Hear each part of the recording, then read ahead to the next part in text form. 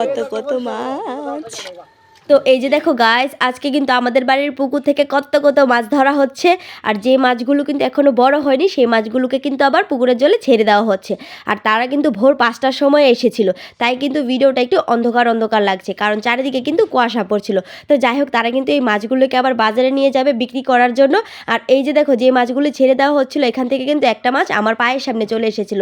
আর আমি কিন্তু এই মাছটাকে হাত দিয়ে ধরে নিয়েছি। আর এটা কিন্তু আমার জীবনের প্রথম যে আমি কিন্তু কোনো পুকুর থেকে মাছ ধরেছি। তো যাই হোক, মাছটাকে আমিও ছেড়ে দিয়েছি, না হলে কিন্তু মাছটা মরে যাবে। তো মাছ ধরার পর এই যে দেখো, মাছের ডেকটাকে কি সুন্দর তারা টেনে টেনে তুলে নিচ্ছে। তো তোমরাও দেখে নাও এখানে যে কি কি মাছ আছে। তো কত মাছ,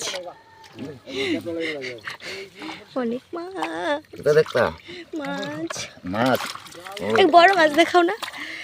বড় মাছ, এটা কাতল মাছ না? কাতল কাতল। হ্যাঁ, আর ওই কত বড় একটা ঘাস কাপ আছে। হ্যাঁ, অনেক বড়। এই কাতলারি দ্বারা ওজন আছে।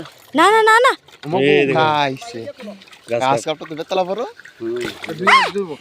হ্যাঁ আনাদা এটা কার ফুল মাছ। গাছ কাপটা বড় আছে, এই একমাত্র বড়। থাক আজকে আর তুমি ইয়ে করো না।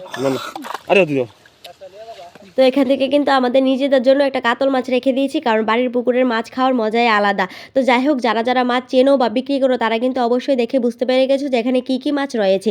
তো এই সব মাছই কিন্তু এখানে বাজারে নিয়ে যাওয়া হবে বিক্রি করার জন্য। তো এই ভিডিওটা এই পর্যন্তই রাখলাম, তোমাদের সাথে দেখা হচ্ছে আবার নেক্সট আরও একটি ব্লগে। এখনকার জন্য টাটা।